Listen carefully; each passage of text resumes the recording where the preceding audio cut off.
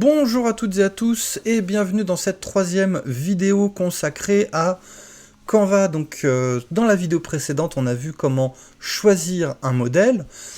Donc là moi j'ai appliqué ce modèle-ci, il me plaît plutôt bien. Et on va voir donc comment éditer un modèle, modifier un modèle. Éditer, modifier, ça veut dire la même chose en informatique.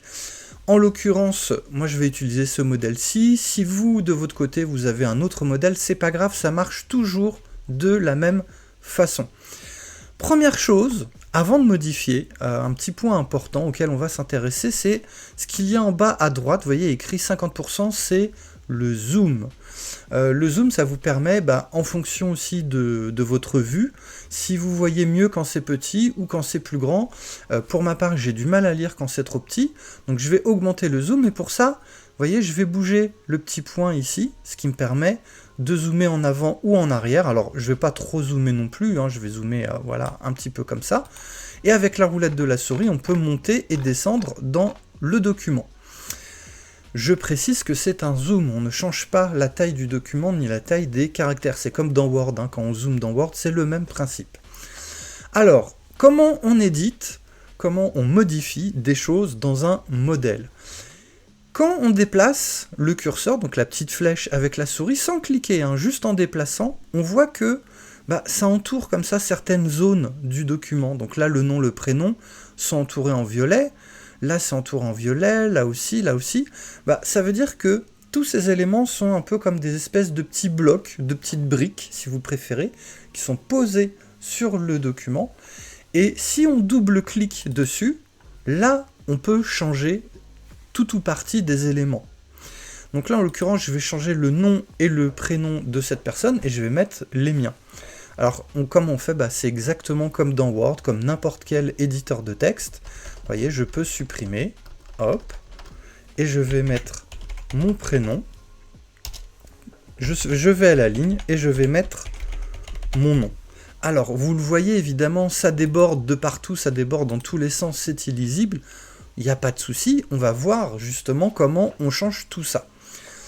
Si vous êtes sur Canva, c'est qu'on a déjà vu ensemble Word, et donc on a vu des choses comme choisir le style de police, changer la taille de police, la couleur de police, mettre du gras, de l'italique, etc. On a vu en tout cas tous ces éléments-là, et bien tous ces éléments, on les retrouve dans Canva. Regardez, dès que je clique une fois sur un élément qui contient du texte, j'ai accès à cet ensemble d'options en haut. Donc là, je peux changer le style de police. Là aussi, il y en a beaucoup, voilà. Alors là aussi, soyez vigilants, la plupart des polices sont gratuites, mais il y en a quelques-unes qui sont payantes. Moi, je vais choisir celle-ci qui s'appelle Agrandir Black, voilà. Et voyez, automatiquement, il l'a appliqué. Ici, je peux changer la taille de police.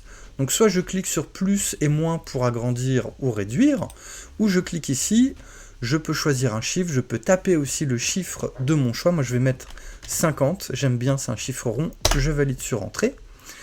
Je peux changer ici également la couleur de police, donc il y a pas mal de couleurs qui sont disponibles dans Canva. Sur ce modèle de CV, on est plutôt sur des thématiques marron-beige, qui collent d'ailleurs à la photo de portrait de la dame. Voilà, elle a fait une thématique justement sur cette couleur, et ça c'est pas mal. Mais moi j'ai envie de faire différemment. Je vais choisir une autre couleur. C'est vraiment pour l'exemple, allez, je vais mettre du bleu. Voilà, on peut voir que je n'ai pas accès à l'option en gras, puisqu'il y a des polices de caractères. Certaines, on peut mettre en gras, d'autres non. Certaines, on peut mettre en italique, d'autres non, etc. Voilà, moi je vais garder ça.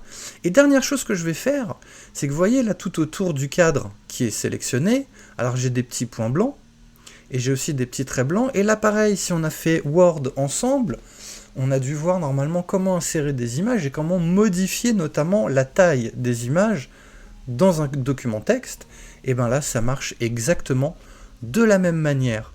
Alors je vais me mettre sur les bords pour agrandir, élargir un petit peu les éléments de texte.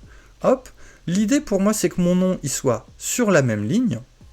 Alors évidemment ça déborde, mais on s'inquiète pas, c'est normal. Et là qu'est-ce que je me dis? C'est que ma police de caractère, soit elle est beaucoup trop grande, soit il faut que j'ajuste mon élément de texte, puisque Tout comme une image dans Word, on peut, en restant cliqué dessus, déplacer l'élément et le mettre vraiment où on veut. Alors moi je vais le mettre en haut à gauche, vous voyez, hop. Alors c'est un petit peu au-dessus de la tête de la dame, c'est pas grave, hein, je modifierai sa photo tout à l'heure. Et je vais aussi changer un peu la taille de police, parce que c'est vrai que c'est un peu grand, je vais mettre, allez, du 30. Hop, voilà. Et là tout de suite, bah ça passe. Alors c'est vrai que mon nom de famille est un peu long aussi, ça doit pas mal jouer. Donc là on a vu comment changer du texte, et ça marche vraiment pour chaque élément de texte.